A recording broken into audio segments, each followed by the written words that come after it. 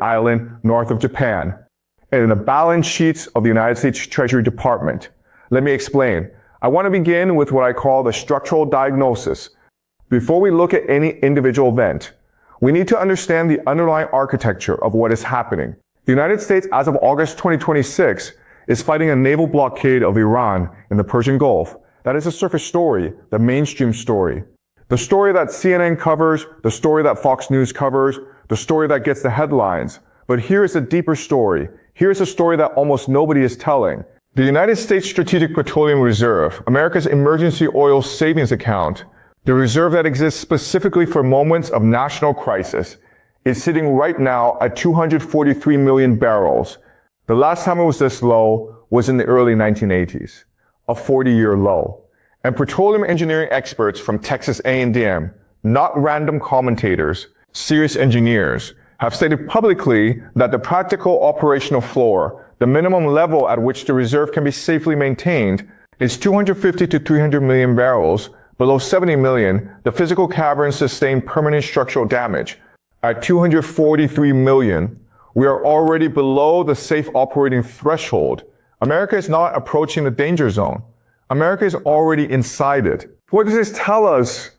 It tells us that the United States has been pumping 172 million barrels of its own emergency oil supply into the market, not to win a war, not to defeat Iran, but simply to keep American gasoline prices from exploding above levels that would cause a domestic political crisis.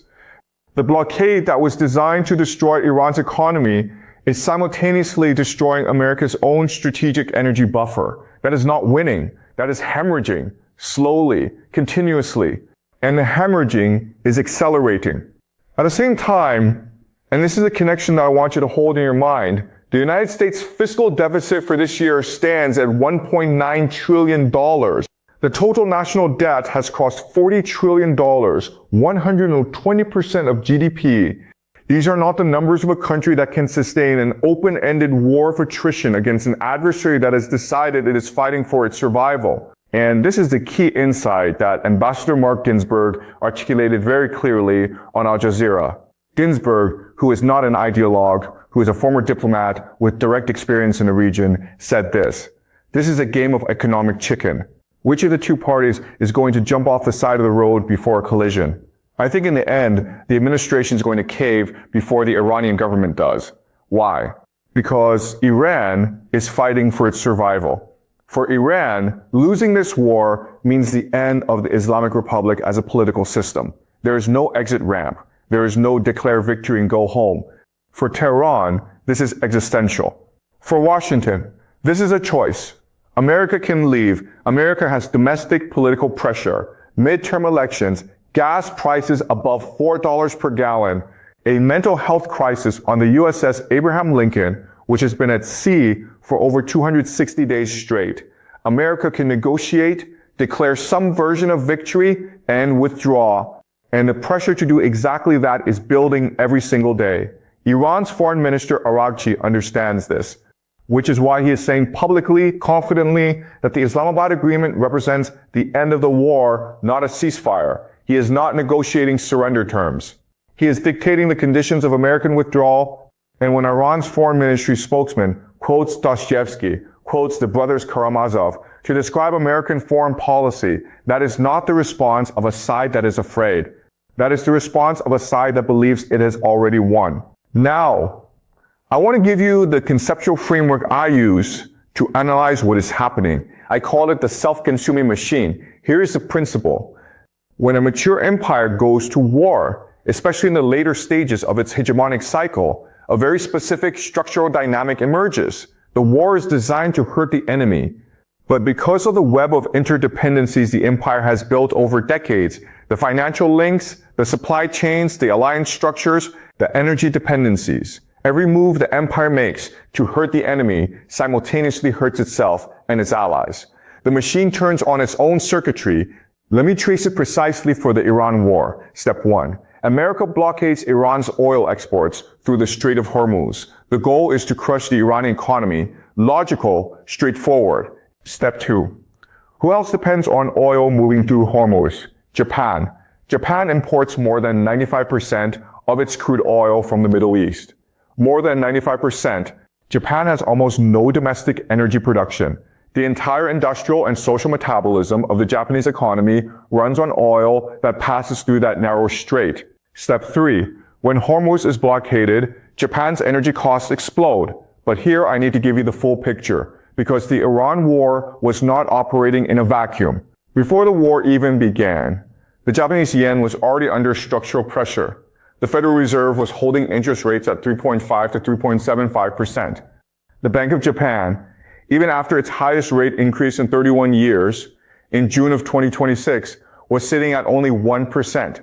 That differential creates what financial markets call the carry trade. Investors borrow cheaply in yen, convert to dollars, and invest in higher yielding American assets. This puts constant structural downward pressure on the yen. The war with Iran did not cause the yen's collapse. It detonated a charge that was already planted. So from approximately 140 yen to the dollar before the war, the yen plummeted toward 164 yen to the dollar by late July, a 40-year low. Step 4, and here is where the self-consuming loop closes. Japan is the single largest foreign holder of United States Treasury bonds. Japan is, in the most literal financial sense, America's biggest creditor. If the yen continues to collapse, Tokyo has only one mechanism to defend its currency: sell U.S. Treasury bonds to raise dollars. When Japan dumps American debt, U.S. interest rates rise. Mortgage rates rise. Credit markets tighten. The American economy begins to seize. So the machine runs like this. America blockades Hormuz to hurt Iran. Hormuz blockade plus interest rate differential collapses the yen. Yen collapse threatens mass selling of U.S. treasuries. Treasury selling threatens American financial stability. America is forced to spend $88 billion rescuing the Japanese yen. America is paying with borrowed money at $40 trillion of national debt to repair the damage that its own war is causing to its own most important creditor. That is the self-consuming machine. The empire is eating itself. Let me talk about the yen rescue operation in detail, because this is where the anatomy of American imperial behavior becomes most visible. On July 30th, 2026, the Japanese government attempted a unilateral currency intervention. They bought yen in the New York trading session, approximately $58.97 billion worth, by themselves, one country, one day. And it didn't hold. The yen bounced for a few hours and then began sliding again. So the next day, July 31st, Scott Bessent, the United States Treasury Secretary, walked into a cabinet meeting at Camp David. And he had a notepad with him. And on that notepad, visible to the cameras in the room, he had written by hand, "To do by Japanese yen JPY $510 bill." He then went on CNBC and confirmed that yes, he left that note visible on purpose. He called it weaponizing volatility. The message to currency speculators was explicit. The United States is now in this trade. We are buying yen. If you are short the yen, you are now on the other side of a trade with the United States Treasury. Are you sure you want to be there? But here's the part that tells you everything about the actual desperation of the situation. How did the United States actually execute this rescue? They did not sell U.S. Treasury bonds that would have pushed American interest rates higher, exactly the wrong outcome. They did not sell U.S. dollars that would have weakened the dollar, also wrong. Instead, the Treasury used euros. Euros sitting in something called the Exchange Stabilization Fund, a discretionary toolkit that the Treasury Secretary controls without congressional approval. America rescued Japan's currency using Europe's currency, and the European Central Bank was not informed in advance. On August 14th, yesterday, Senator Elizabeth Warren sent a formal letter to Bessent demanding answers. She noted that the intervention appeared to have used American taxpayer resources to support a foreign currency. She noted that the ECB was not told. She noted that the yen had already given back half its gains from the intervention. I want you to understand what that last point means. The $88 billion rescue operation, the largest coordinated currency intervention in 15 years, has already half failed. The yen has slid from the 155 level it briefly recovered to back down to 159 to 160 as of this morning. The structural causes, the interest rate differential, the energy cost explosion, have not been addressed. They cannot be addressed without ending the war. So the intervention bought weeks, maybe months. It did not buy a solution. And when Republican senators begin asking the same questions Warren is asking, and they will, the political coalition sustaining this war begins to fracture from within. Now, I want to expand the geographic frame. Because the picture I have drawn so far, America bogged down in the Gulf, Japan squeezed economically, is incomplete. The reality is considerably more alarming. Japan right now is being pressed from 3 directions simultaneously, and I believe this triple vice is not accidental. I believe it reflects a coordinated strategic logic. Let me walk you through each axis. From the south, China. The military dimension, Chinese Coast Guard ships managing shipping traffic in the Taiwan Strait during the August typhoon, running test scenarios for what a future blockade of Taiwan might look like, at a moment when America has 0 aircraft carriers in East Asia. But there is also an economic dimension that receives far less attention.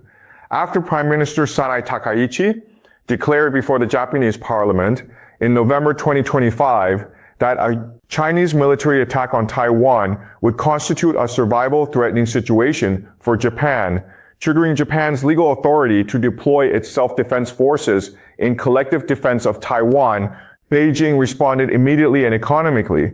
China tightened its export controls on rare earths to Japan. Japan receives 60% of its rare earth supply from China. These are not optional materials. Rare earths are required for semiconductor fabrication, for electric vehicle batteries, for missile guidance systems, for the very defense hardware Japan is trying to build in its rearmament program. China also banned imports of Japanese seafood, a significant political and economic blow, and canceled commercial flights between the two countries. The message from Beijing was precise. Your political commitments on Taiwan carry a price. Here is the invoice. From the West, North Korea. This connection is the one I find most analytically interesting and the least covered in Western media. Earlier this year, in May 2026, shortly after Donald Trump made his visit to Beijing and Vladimir Putin made his visit to Beijing, Chinese President Xi Jinping flew to Pyongyang to meet Kim Jong-un. I want you to think carefully about the sequencing. Trump visits China, Putin visits China, then Xi goes to North Korea. I believe the strategic logic of that Pyongyang visit was a specific assignment: keep firing missiles toward the Sea of Japan. Keep reminding the Japanese public on a recurring basis that there is a nuclear-capable state immediately to the west that can place a warhead on any Japanese city on short notice. Why does that matter? Because the Japanese public, unlike its government, is deeply and historically pacifist. There have been sustained large protests against Prime Minister Takaichi's rearmament program. The population does not want war. The population does not want to be America's front line against China. When North Korean missiles fly over Japanese territory, as they periodically do, the Japanese public does not rally around the military. They panic.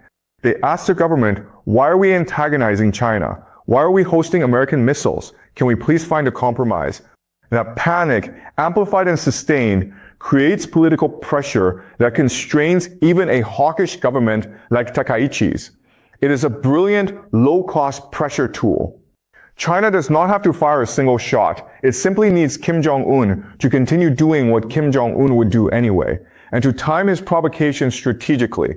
From the north, Russia. 2 days ago, August 13th, Vladimir Putin flew to Iturup Island, one of the disputed Kuril Islands. Japan calls this territory the Northern Territories, a dispute that has prevented Japan and Russia from signing a formal peace treaty since the end of World War II. And Putin did not arrive in military dress uniform with generals. Putin arrived as an ordinary administrator. He toured the Yasny fish processing factory. He sampled local salmon caviar.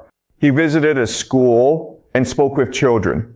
He had a glass of local mineral water because that is precisely the message. This is not a military confrontation. This is something far more insulting. This is normalization. This is Russia saying these islands are so completely ours that the president of Russia visits them the way he would visit any Russian town, to check on the fish factory, to talk to the children, to taste the local produce. There is nothing to negotiate. There is nothing to discuss. This is Russia. And on the very same day Putin arrived on Iturup, the Russian and Chinese ambassadors in Tokyo issued a joint statement. Together, warning Japan not to attempt to revise the outcomes of World War II, not to continue down the path of what they called remilitarization. The Russian naval exercises at Sakhalin, 60 warships, 30 aircraft, 13,000 troops, had concluded just days before Putin walked into the fish factory. That is the background music. Putin tastes caviar while 60 warships maneuver in the waters to Japan's north. This is the triple vice. China from the south, North Korea from the west, Russia from the north. Each axis applying pressure independently, each axis amplifying the others. And America, which is supposed to be Japan's security guarantor, has not a single aircraft carrier in the Pacific Ocean. I now want to give you the historical framework through which I have come to understand everything I have described. I called it imperial egoism. It is not an original concept. Historians of empire have understood this logic for centuries. But I think it is urgently necessary to apply it to the present situation, because it reveals something that the conventional analysis consistently misses. Imperial egoism is this. Every great empire in every historical era operates according to one invariable hidden principle. The empire presents its relationships with client states and allies as partnerships, as mutual benefit, as protection, as friendship. But underneath that presentation, there is one rule that has never changed across 2,000 years of imperial history. The center of power will sacrifice the periphery to protect itself, every time, without exception. And it will do so while maintaining, sincerely and earnestly, the language of partnership and mutual benefit. Let me give you Rome. When Rome needed to keep its population stable, when it needed the grain supply that maintained the social peace of the city, the bread and circuses, it extracted that grain from Egypt. The Nile Delta was Rome's granary. Roman administrators extracted Egyptian grain at prices that systematically impoverished Egyptian farmers. Egyptian agricultural workers were in many cases functionally enslaved, laboring to feed a city 800 miles away. Was Rome doing this because it cared about Egypt? Obviously not. Rome was doing this because Rome needed Egypt to survive. Egypt existed in the imperial calculus as a resource to be managed, not a partner to be served. And this was considered by Roman administrators, by Roman senators, by Roman emperors, not extractive but rational. Egypt benefited from Roman order, from Roman roads, from Roman law. The relationship was framed as mutual. The extraction was called protection. So, let me apply this to the United States and Japan in August 2026. The United States spent $88 billion rescuing the Japanese yen. Washington calls this an act of alliance solidarity, an act of friendship. Trump described it in the framing of his administration as America standing by its partners. But I want to ask a different question. Why did Washington actually rescue the yen? Japan is the single largest foreign holder of U.S. Treasury bonds. If the yen continues to collapse, Japan will be forced to sell U.S. Treasuries to defend its currency. When Japan sells U.S. Treasuries, U.S. interest rates rise. American mortgage market seize up. American consumers pay more to borrow. American corporations face higher financing costs. The American political coalition supporting the Iran war begins to fracture under domestic economic pressure. Washington did not rescue Japan. Washington rescued itself. And the mechanism it used was Japan. America stabilized its own financial system by stabilizing Japan's currency. That is Rome extracting Egyptian grain. The center protects itself through the periphery. And notice how the rescue was executed. America used Europe's currency, euros from the Exchange Stabilization Fund, to buy Japanese yen without informing the European Central Bank. America solved its Japan problem by treating Europe's monetary assets as a resource it could deploy unilaterally. 3 empires worth of assets, American, Japanese, European, were all mobilized to protect one thing, the U.S. Treasury market. That is imperial egoism operating at extraordinary scale. Now let me give you the military dimension. Rome, in its later centuries, relied increasingly on foederati, allied troops, client armies, to fight its wars. When Rome needed to hold a frontier, it deployed not Roman legions first, but the armies of allied Germanic tribes, Iberian kingdoms, North African client states. These allied forces absorbed the casualties, took the territorial risks, maintained the border tensions, while the Roman core preserved its strength. Does that structure sound familiar? Japan right now is committing 2% of GDP to defense, the largest military buildup since the Second World War. 400 Tomahawk cruise missiles, purchased from the United States, being deployed in Kyushu, pointed at China. Type 12 surface-to-ship missiles being positioned across Japan's southwestern island chain. A new unified command structure for Japan's self-defense forces, modeled on American operational doctrine. Japan is becoming America's forward military shield against China, absorbing the strategic risk of the Chinese confrontation, deploying the weapons, taking the institutional commitments, so that the United States does not have to fight that battle directly.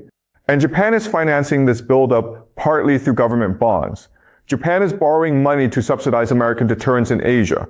Some of those bonds are purchased by American financial institutions. So American investors help finance Japanese debt.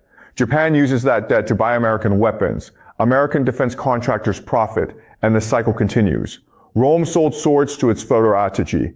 America sells tomahawks to Japan. The logic is identical, but there is a third dimension of imperial egoism that I consider the most important and the most alarming. And that is what I call vassalization. Rome did not just extract resources from its provinces. Rome did not just use allied armies as military shields.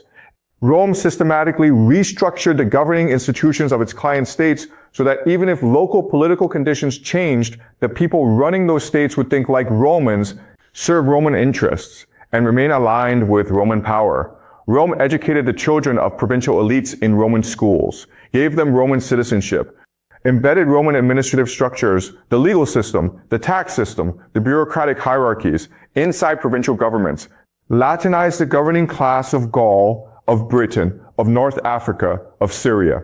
The purpose was not cultural enrichment. The purpose was institutional control. So that even if a Gaulish chieftain wanted to resist Rome, the lawyers, the administrators, the tax collectors, the army officers, they all thought like Romans. The Romanized governing class was the mechanism through which Rome maintained control without maintaining a permanent occupation force. On July 31st, 2026, the same day as the joint currency intervention, Japan passed legislation creating the National Intelligence Bureau, the NIB, Japan's first independent intelligence agency with authorities for foreign intelligence collection, covert operations, and counterintelligence, explicitly modeled on the CIA. I want you to sit with that for a moment. Japan's new intelligence apparatus was not built according to Japanese strategic tradition. It was not modeled on the British MI6 or the German BND or any other intelligence tradition. It was modeled explicitly on the Central Intelligence Agency. And the organizational plans call for subsequent creation of a domestic intelligence agency modeled on the FBI and a signals intelligence agency modeled on the NSA. Why does the structure of Japan's intelligence system matter for geopolitics? Because intelligence agencies are not neutral bureaucracies. They are institutions with deep structural relationships with their counterpart agencies in allied countries. When you build an intelligence system modeled on the CIA, you build an institution that shares methods, protocols, training, doctrine, technology, and, most importantly, information and analysis with the CIA. You build an institution whose leaders are trained alongside CIA officers, whose systems are interoperable with NSA systems, whose analytical frameworks are aligned with American strategic priorities. You build inside the Japanese state a permanent structural lobby for American strategic interests. That is Romanization. That is the Latinization of the Japanese governing apparatus. Even if a future Japanese government decides that neutrality is better than alliance, even if Japanese public opinion shifts decisively against American bases, even if a new prime minister comes to power on a platform of strategic autonomy, the intelligence infrastructure, the procurement relationships, the doctrinal dependencies, the personal networks between Japanese and American security officials, these do not change with an election. They are structural. They are institutional. They are, in the language of political science, sticky. Washington is not just buying Japanese cooperation with weapons contracts and currency rescues.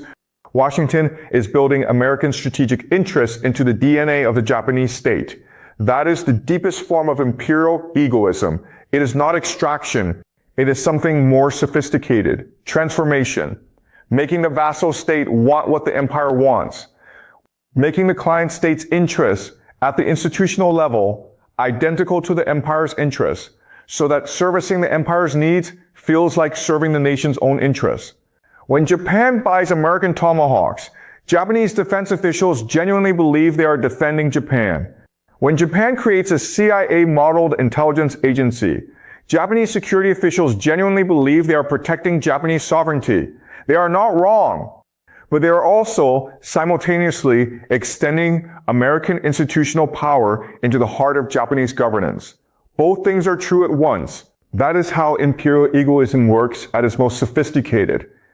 It does not require coercion, it requires alignment. The vassal does not feel like a vassal. The vassal feels like a partner making free choices in its own interest. And from one angle, that is exactly what is happening. From another angle, the choices are structured by an asymmetric relationship that the vassal did not design and cannot easily exit. I want to be intellectually honest here, and I want to be clear about what imperial egoism does not explain and where its limits are. Imperial egoism does not make the United States evil, and it does not make Japan a helpless victim. Rome genuinely did provide security to its provinces, sometimes. The roads were real. The legal order was real. The protection from external enemies was real. The relationship was exploitative, but it was not purely exploitative. Both parties received something. And Japan's alliance with the United States is not purely servitude. Japan's defense industry is growing. Japan's strategic autonomy, paradoxically, is increasing as it builds its own military capabilities.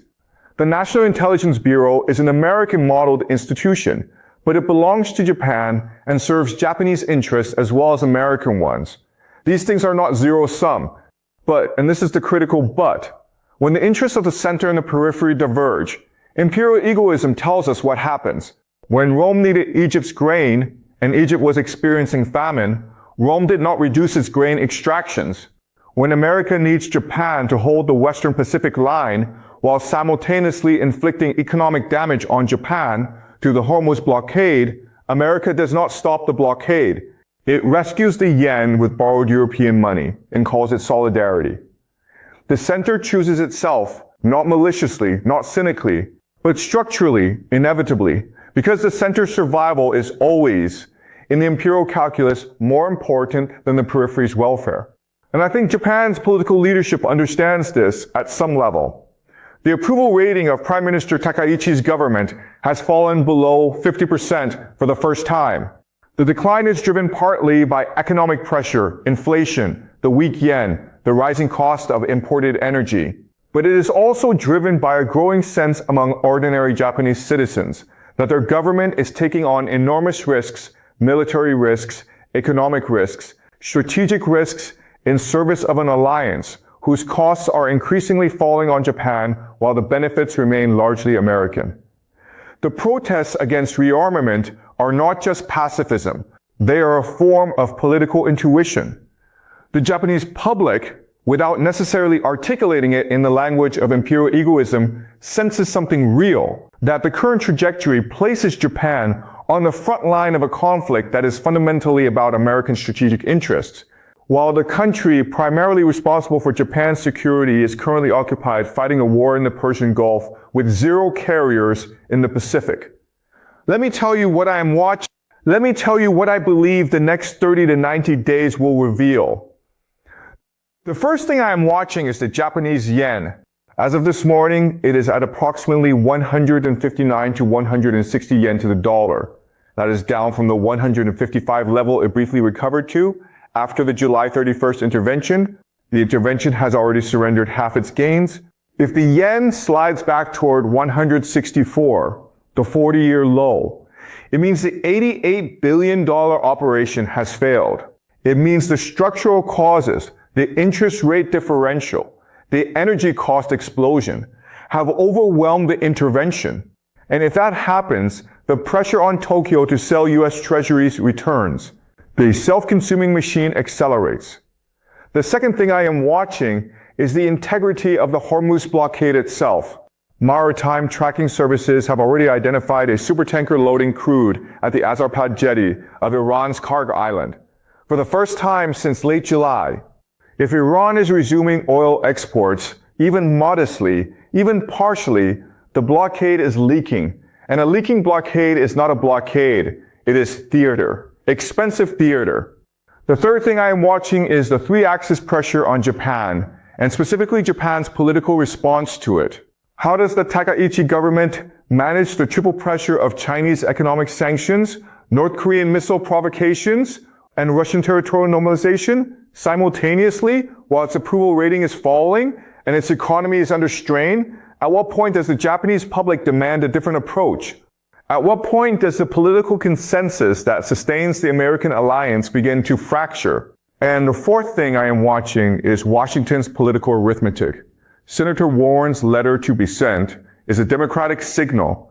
When Republican voices, senators from oil-producing states, fiscal conservatives alarmed by the SPR drawdown, defense hawks worried about the Pacific carrier vacuum, when those voices begin making the same arguments, the coalition sustaining this war becomes politically unstable. I do not think this ends well for Washington in the near term. And here is why. Iran is not fighting a war of choice. Iran is fighting a war of survival. The Islamic Republic cannot afford to lose. The entire political legitimacy of the system, everything that the revolution of 1979 was built on, depends on not capitulating to American military pressure. Iran's foreign minister said the Islamabad agreement is the end of the war, not a ceasefire. That is not negotiating language. That is victory language. That is a government that believes it has won. Washington, conversely, is fighting with an economy that is hemorrhaging reserves and accumulating debt, with a military that has its strategic assets concentrated in the Persian Gulf, while the Pacific, the theater that American grand strategy identifies as the primary arena of great power competition for the next century, effectively unguarded, with an ally in Japan that is under triple simultaneous pressure and whose governing coalition is fraying. The declaration that Hormuz is American territory is not a sign that Washington believes it is winning. It is a sign that Washington is running out of options that cost less than escalation. And when empires reach that point, when the costs of maintaining the current position are unsustainable and the costs of escalation are catastrophic, they tend to find a way to leave. They call it something else. They frame it as a strategic repositioning or a negotiated settlement or a transition to a new phase. But the underlying dynamic is retreat. I want to end with a question, not a rhetorical one, a genuine question that I think should be at the center of any serious analysis of this moment. We are watching the most powerful military and financial state in human history simultaneously drain its 40-year emergency oil reserve, execute a secret rescue of its principal creditor's currency using European monetary assets without informing Europe, leave the entire Pacific Ocean without a single aircraft carrier, and watch three nuclear-capable states coordinate pressure on its most important Pacific ally, all while maintaining a naval blockade of a country whose GDP is smaller than the economy of Texas. What does that tell us? It tells us that the cost of maintaining American hegemony has been rising for a long time. It tells us that the systems that sustain that hegemony, the petrodollar architecture, the forward deployment of carrier strike groups, the tributary relationships with Japan and South Korea and the Gulf states, these systems are under simultaneous stress